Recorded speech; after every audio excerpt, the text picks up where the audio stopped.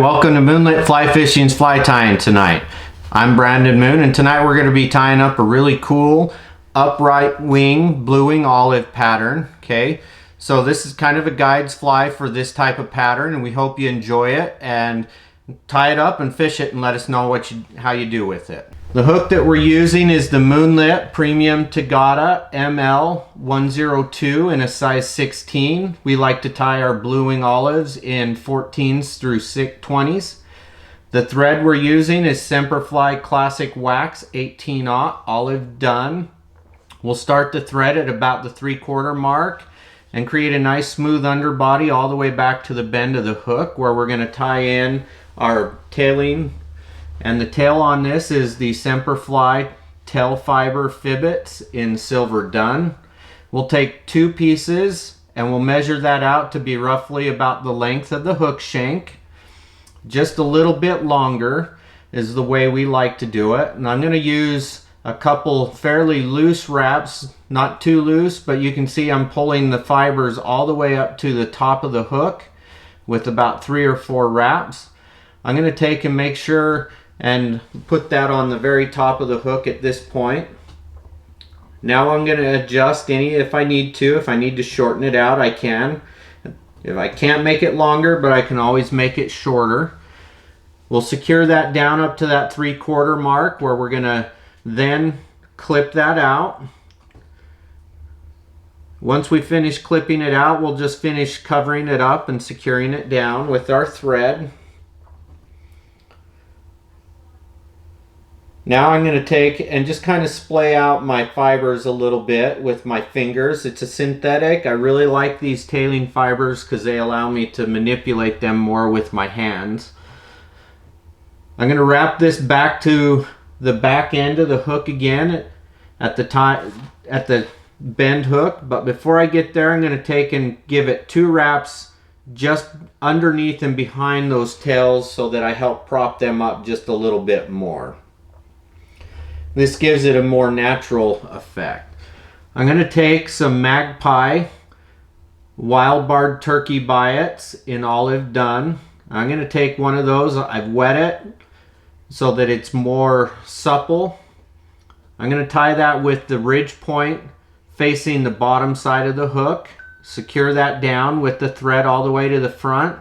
And then with a few wraps forward and backwards, I'm going to get a nice taper to this body. I'm going to make sure at the front I've got a good even point for the biot to land on.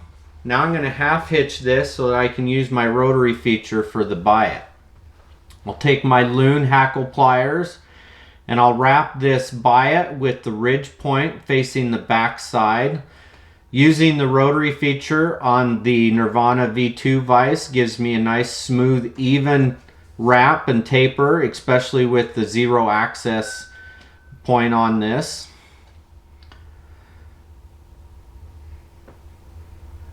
We'll wrap that all the way up to the eye of the hook. And you'll see that once I secure this down, it's going to give me more of the body on that 3/4 mark versus all the way up to the front of the hook. Secure that in over the top with 2, then 2 in front. I'm going to place my thread off to the side so that I don't snip it when I snip out my biot here with my scissors. Once I've done that, on my side there's a little bit of that biot still sticking out, so I'm just going to cover and secure that down with a few wraps over the top. I'm going to go back to that 3/4 mark on this hook, where I'm going to take some cool new material, the Hogfish Hog Wi in caribou color. I've got a nice decent clump, not too many, not too much, but I don't want it to be too thin either, where it's an upright wing. I want it to be a full wing. I'm going to measure that out to be the length of the hook shank, where I'm going to take a couple wraps over the top fairly loose, and then I'm going to cinch that down. And then I'm going to pull it back, lock it in place with a few wraps in front. At this point, I'm going to create a nice dubbing rope on my thread with some Semperfli Kapac Dubbing, bluing olive color. It's going to put that on the thread there. I don't need too much because it's a fairly small fly, and I don't want to make too much of a bulky thorax here. Once I've got that on there, I'm going to pull the wing back so that I can build a dam of dubbing. You can see that dubbing was a little bit too loose on there. I want to build a dam of dubbing that's going to hold that hogfish hog wing upright in the front and then the back as well. I'm going to take a couple wraps just like I would on a parachute, just to kind of pull these fibers a little bit closer together. And then I'll finish my thorax in the front and the back side again. At this point, we're just going to whip finish with a good couple turns of whip finish here with our Loon ergonomical whip finish tool. When I do my whip finish, I am going to pull the hog wing back so that I get a nice good wrap without crowding the eye of the hook. Pull that down, use the snipper tool on my whip finish tool. Now I'm going to pull that wing up and I'm going to cut down at an angle